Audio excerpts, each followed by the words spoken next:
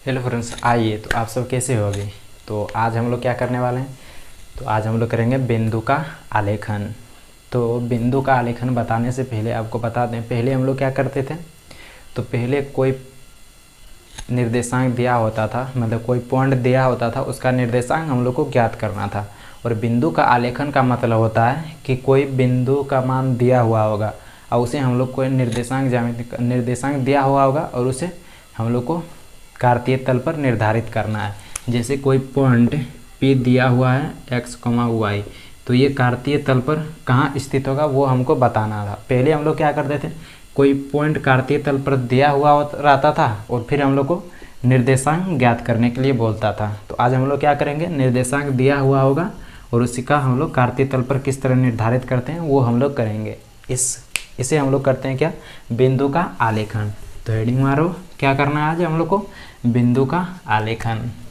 किसी तल पर बिंदु का आलेखन, बिंदु का आलेखन करेंगे।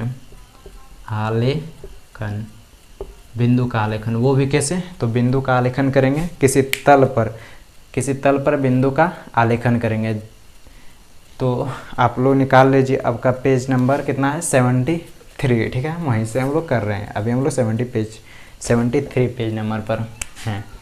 73 क्लास 9th का 73 पेज नंबर।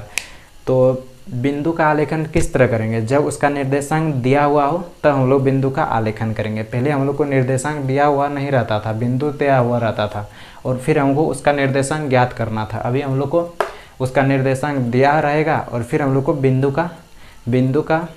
को हम लोग दर्शाना है, वो कहाँ स्थित होगा।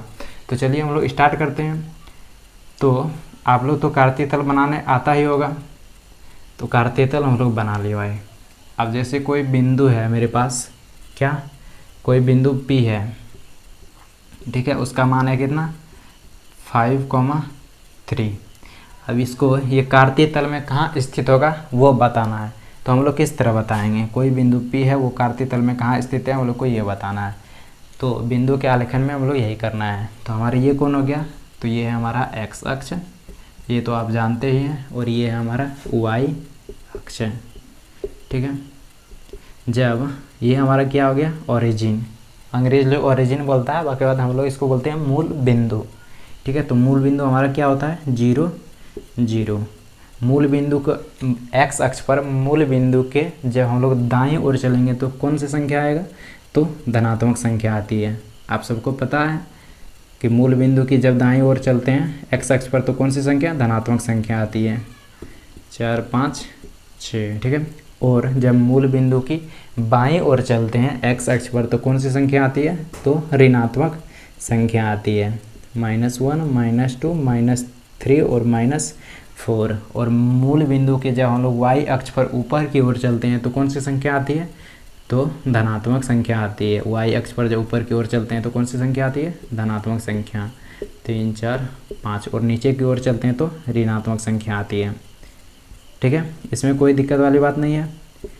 अब आता है कि हम लोग निर्धारित कैसे करें कि ये बिंदु कहाँ स्थित है। तो आप सबको पता है कोई बिंदु दिया हुआ रहता था तो हम लोग वो कहानी जो बताए थे, वही जो फ्रेंड के घर जाते थे, तो पहले क्या होता था कि फ्रेंड हमको एड्रेस बताता था कि गली नंबर 5 और मकान नंबर 10 में आना है, घर नंबर 10 में आना है। तो घर नंबर 10 वो हमारा है, ठीक है। तो हम लोग याद रखते थे मकान नंबर 5 और गली नंबर 10। तो अब वो वैसा नहीं कर रहा है, तो वो क्या कर रहा है, तो वो आपको ले जा रहा है, मतलब वो साथ ही ले जा रहा है। तो आपको खुद को पता रखना होगा कि आप फिर वापस कैसे आएंगे, तो आपको पता रखना होगा कि कहाँ कहाँ ले जा रहा है। तो पहले वो क्या किया, मतलब ये उदाहरण चेंज करते हैं। तो पहले वो क्या किया, 4 गली छोड़ के 5वां गली में आ गया, तो गली नंबर हमारा क्या हो गया, 5वां।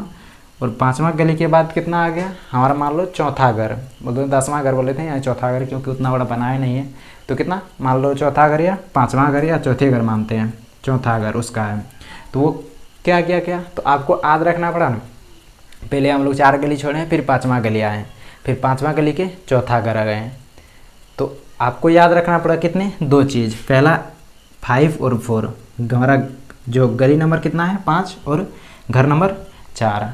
तो पहले क्या करना करते थे, पहले वो साथ नहीं, वो एड्रेस बताता था, लेकिन अब एड्रेस नहीं बताया, वो साथ लेके गया, तो एड्रेस आपको खुद निकालना पड़ा कि उसका अगर ऐसे ऐसे आते हैं। तो अभी भी हम लोग को उसी तरह करना है। तो अभी आपको दिया हुआ है निर्देशांक, अब हमको इसको एड्रेस निकालना है। तो एड्रेस कैसे निकालेंगे, तो ये क्या होता है हमारा, तो एक्स और वाई होता था, ठीक है। तो एक्स को हम लोग क्या बोलते थे, भुज, और वाई को क्या बोलते हैं, कोटि। तो भुज किसे बोलते हैं, ये भी रिवीजन कराते हैं। भुज बोलते हैं एक्स निर्देशांक पर चली गई दूरी को भुज बोलते हैं। यदि ये एक्स अक्ष है, एक्स अक्ष पर जितनी दूरी हम चलेंगे उसे क्या बोलेंगे, भुज बोलेंगे, ठीक है। और वाई को कोटि किसे बोलेंगे, कोटि मतलब वाई निर्देशांक। वाई निर्देशांक किसे बोलेंगे, वाई अक्ष पर चली गई दूरी को हम लोग वाई निर्देशांक बोलते हैं। तो बात आती है कि हमारा जो 5 क्या है, भुज है, और 4 क्या है, कोटि है। तो भुज मतलब एक्स निर्देशांक, तो वो एक्स निर्देशांक मतलब एक्स अक्ष पर चली गई दूरी। तो ये एक्स अक्ष पर पी बिंदु कितनी दूरी तक चल रहा है, तो वो 5 तक जा रहा है। मतलब पहले यहाँ से यहाँ आया 1, फिर यहाँ से यहाँ 2, फिर यहाँ से यहाँ 3, फिर 4, फिर 5, मतलब वो यहाँ आया है। और फिर वाई कोटि मतलब वाई अक्ष पर वो कितनी दूरी चल रहा है, तो वाई अक्ष पर वो +4 तो ऊपर की ओर होता है, तो 4 दूरी चल रहा है। तो भाई यहाँ आया, फिर यहाँ, फिर यहाँ, तो 4। अब इन दोनों का हम लोग क्या लें, सीध लेना है। तो सीध लेते हैं तो कहाँ जा रहा है, यहाँ जा रहा है। और इधर का जब सीध लेते हैं तो कहाँ जा रहा है, यहाँ जा रहा है। तो ये दोनों जिस बिंदु पर प्रतिच्छेद कर रहा है, तो यही बिंदु जो होगा वो क्या होगा हमारा 5,4, ठीक है। इसमें कोई समझने वाली बात नहीं थी। तो एक निकल गया। और कोई उदाहरण लेते हैं, अब माइनस और प्लस का लेते हैं कोई। अब कोई बिंदु क्या है, क्यू है, वो कितना है, -3,4 है, -3,4 है। अब हमारे यहाँ भुज कौन है, तो भुज कौन होता है, तो जो सामने पहले आता है, तो भुज ये क्या है हमारा कोटि, ठीक है। भुज को क्या बोलते हैं, एक्स निर्देशांक, और कोटि वाई निर्देशांक। तो एक्स निर्देशांक हमारा कितना है, -3 दिया हुआ है, तो -3, तो एक्स निर्देशांक -3 है, मतलब एक्स अक्ष पर चली गई दूरी। तो एक्स अक्ष पर कितना दूरी चल रहा है, -3, तो किधर बाईं तरफ आना है, तो बाईं तरफ कितना, -3, तो यहाँ से 1, 2, 3, -3 आ गए। अब फिर कोटि मतलब 4, +4 जा रहा है, तो +4 कहाँ, ऊपर की ओर, तो +4 कहाँ, वाई अक्ष पर। कोटि क्या होता है, वाई निर्देशांक, तो वाई अक्ष पर चली गई दूरी, वाई अक्ष पर कितनी दूरी चल रहा है, +4। तो अब इन दोनों का सीध लेना है, तो सीध लेते हैं। +4 का सीध कहाँ आ जाएगा, यहाँ आ गया, और -3 का, तो -3 का सीध यहाँ आ गया। तो ये जो बिंदु है, ये बिंदु हमारा क्या हो जाएगा, तो ये बिंदु हो जाएगा हमारा Q, -3,4, ठीक है। बस इतना ही दर्शाना था। आलेखित हम लोग इस तरह करते हैं। अब हम लोग उदाहरण से समझते हैं, उदाहरण से और क्लियर हो जाएगा, ठीक है। तो चलिए इसका आप स्क्रीनशॉट लेना चाहते हैं ले लीजिए, फिर हम लोग उदाहरण की ओर बढ़ते हैं। ये हमारा क्या है, पेज नंबर है। चलिए तो उदाहरण की ओर से बढ़ते हैं अब। तो उदाहरण आपको कितना, 3रा नंबर। तो उदाहरण से और क्लियर हो जाएगा कि बिंदु का आलेखन हम लोग किस तरह करते हैं। अब हम लोग पेज नंबर 1 आगे बढ़ जाते हैं। कितना, 74, कितना पेज नंबर निकालिए आप लोग, 74। और उदाहरण 3 देखिए, उदाहरण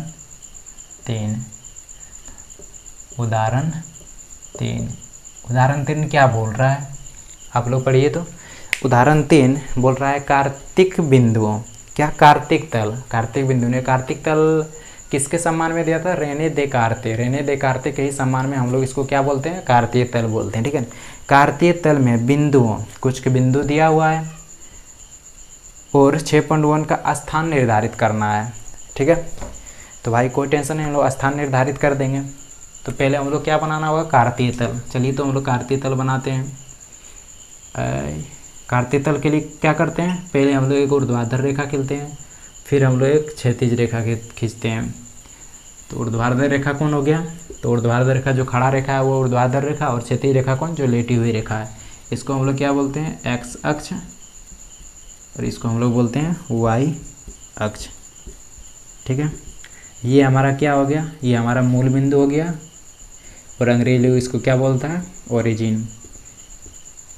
और मूल बिंदु के दाईं तरफ क्या होता है, एक्स अक्ष पर धनात्मक संख्या, और बात करें बाईं तरफ कौन सी संख्या होती है, ऋणात्मक संख्या, ठीक है।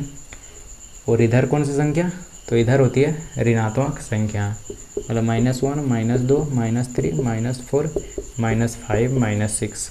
और यहाँ हमारा क्या हो गया ओरिजिन, तो ओरिजिन का मान कितना होता है 0, 0।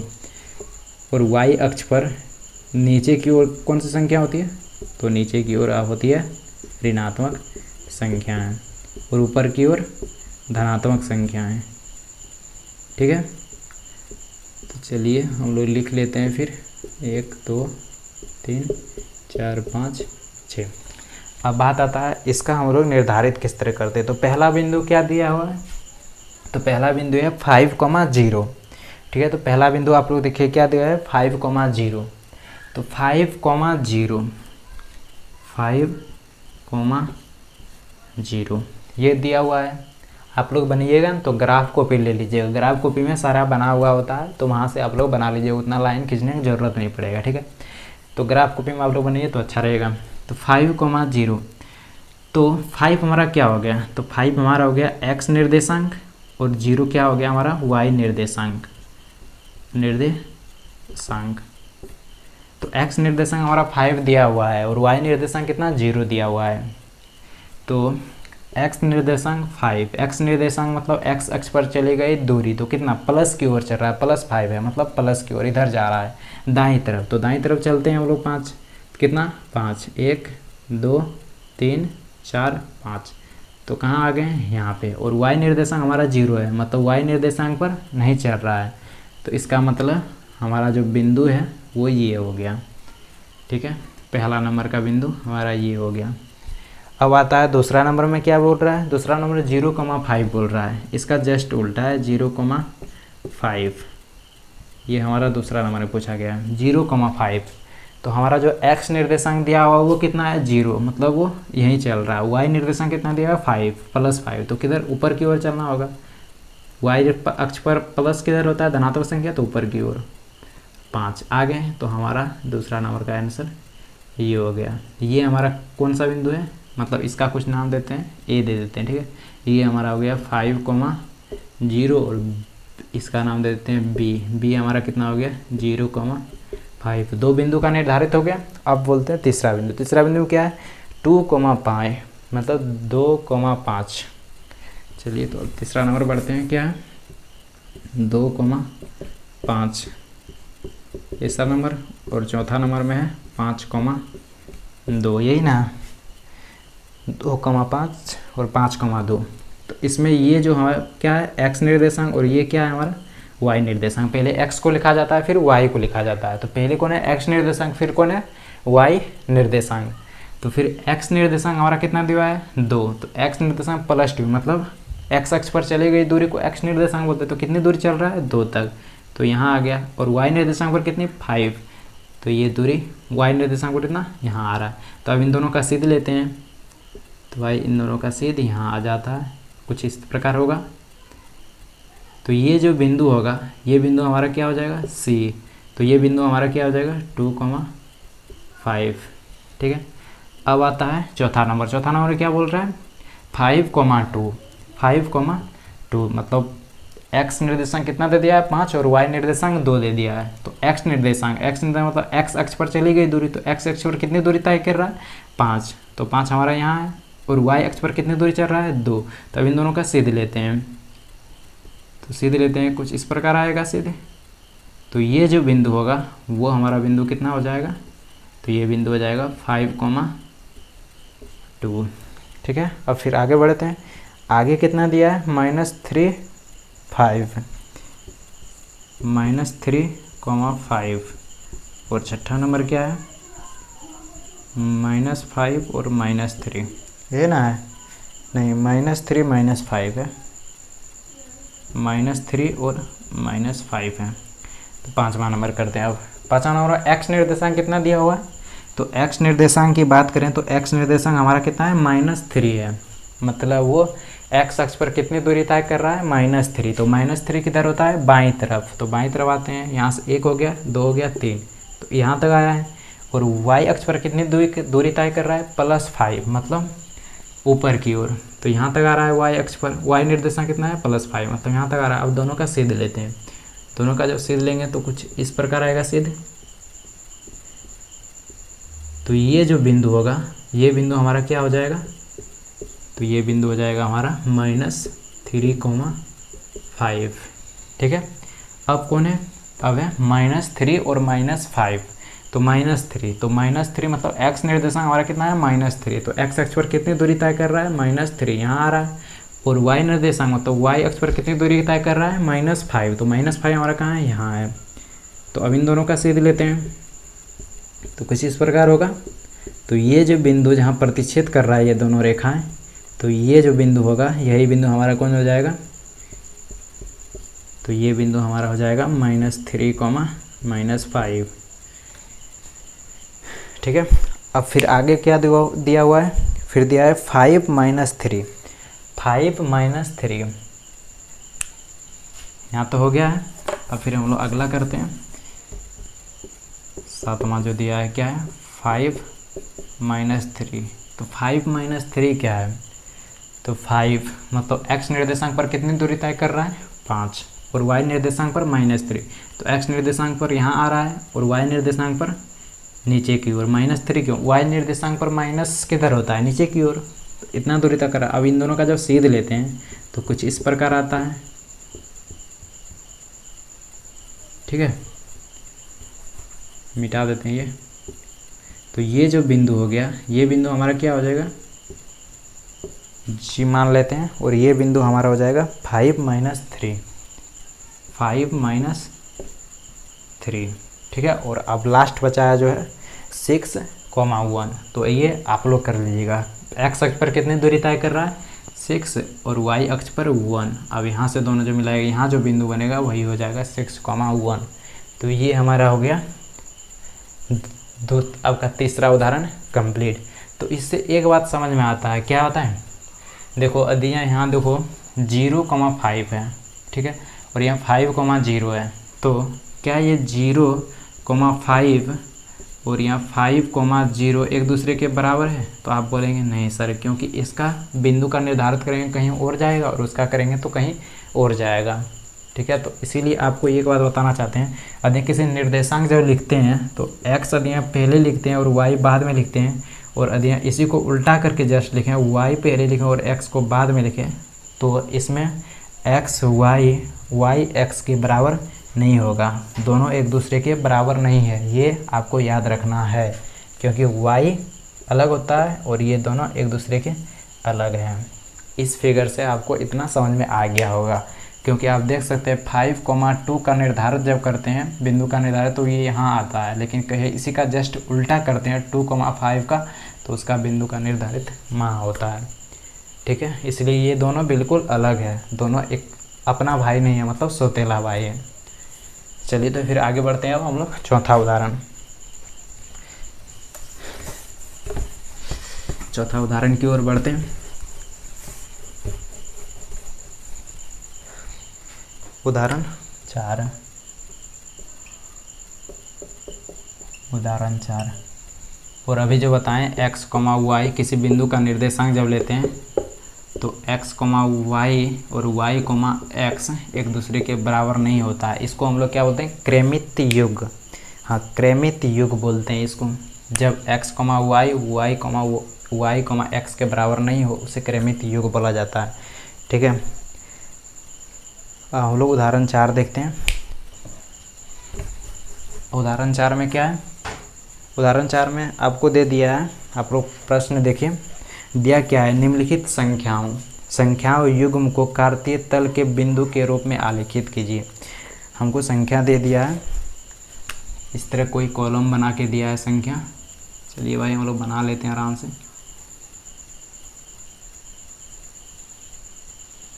ऊपर दे दिया क्या, x दे दिया है, फिर y दे दिया है, यहाँ x है और यहाँ y, x और x निर्देशांक और y निर्देशांक का मान अलग अलग करके दिया हुआ है। ठीक है, हमको इनका कार्तीय तल पर इसको निर्धारित करना है, इसका कहाँ बिंदु होगा वो हमको निर्धारित करना है। तो पहले क्या दिया है, -3,7, 7 फिर है 0, -3.5, 0, -3.5, फिर -1 और -3 है, फिर क्या है 4 4, फिर है 2 -3। ठीक है, अब हम लोग को क्या बनाना है, कार्तीय तल। तो बनाते हैं कार्तीय तल। भाई कार्तीय तल तो आप सब बनाने के लिए सीख ही गए होंगे।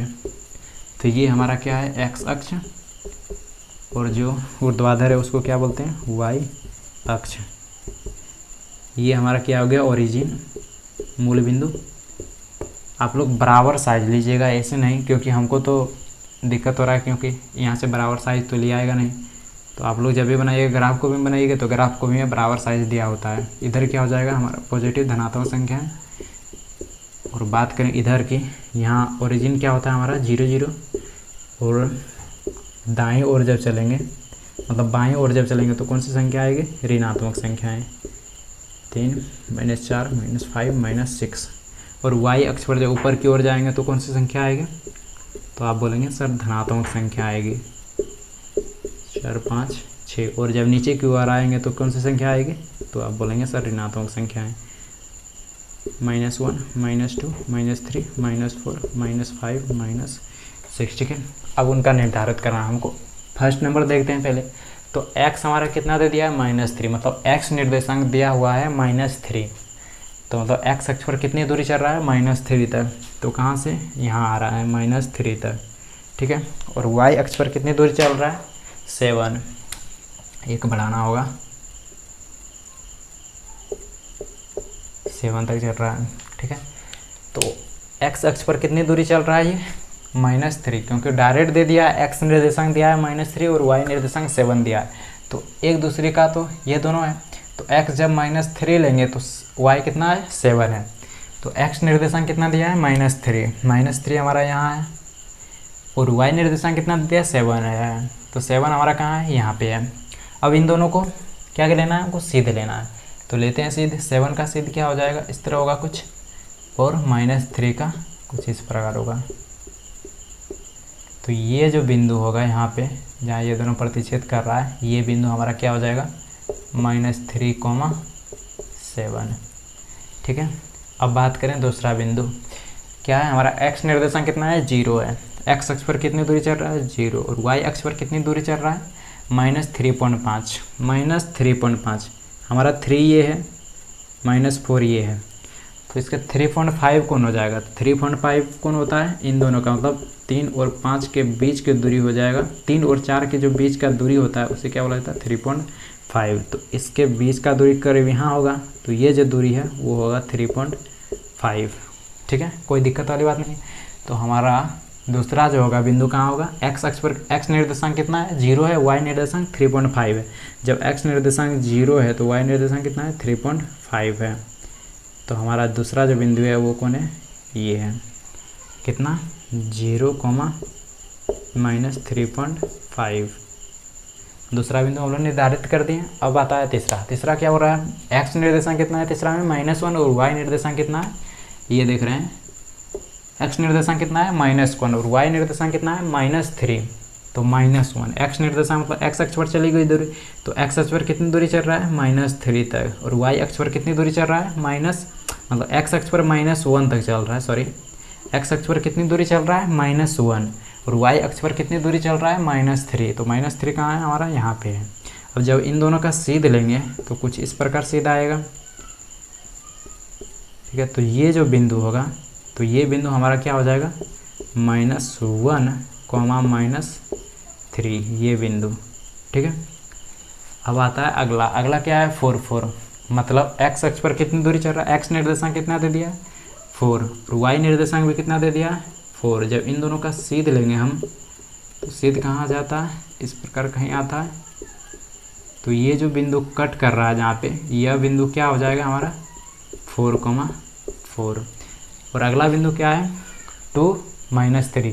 तो x निर्देशांक कितना है, -2। जो x निर्देशांक क्या है हमारा, x निर्देशांक 2 है। x निर्देशांक पर कितनी दूरी चल, x अक्ष पर कितनी दूरी चल रहा है, 2 दूरी चल रहा है, और y अक्ष पर कितनी दूरी चल रहा है, -3, मतलब यहाँ तक आ रहा है। जब इन दोनों का सीध लेंगे तो कहाँ आ जाएगा, तो ये यहाँ कट करेगा, जो ये बिंदु जहाँ ये दोनों का जब छेद लेंगे, जहाँ प्रतिच्छेद करेगा उस बिंदु का निर्देशांक कितना हो जाएगा 2 - 3। ठीक है, चलिए तो आपका दूसरा भी कंप्लीट हो गया और आगे बढ़ते हैं। दूसरा उदाहरण भी हो गया, नहीं चौथा रे, दूसरा नहीं, मतलब आज का क्लास का दूसरा उदाहरण कंप्लीट हो गया। ठीक है, चलिए तो फिर आज के लिए इतना ही रखते हैं, फिर हम लोग नेक्स्ट क्लास में देखेंगे। नेक्स्ट क्लास में हम लोग प्रश्नावली पूरा ख़त्म कर देंगे, मतलब 3.3 हमारा नेक्स्ट क्लास में क्या करेंगे, नेक्स्ट क्लास में 3.3 हमारा कंप्लीट हो जाएगा। और टाइम कितना है, 3:01 पर 3:01 में हम लोग क्लास करेंगे लाइव। ठीक है, तो आप लोग को जुड़ना है कितना बजे, 3:01 में, 3.3 पूरा कंप्लीट हो जाएगा।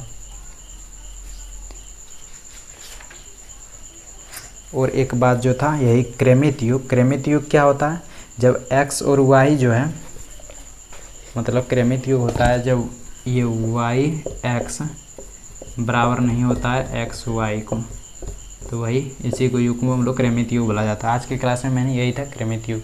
और हम लोग आज क्या सीखें, बिंदु को आलेखित हम लोग किस तरह करते हैं वो हम लोग जान गए। ठीक है, तो नेक्स्ट क्लास में हम लोग प्रश्नावली बना के फिर ख़त्म कर देंगे पूरा।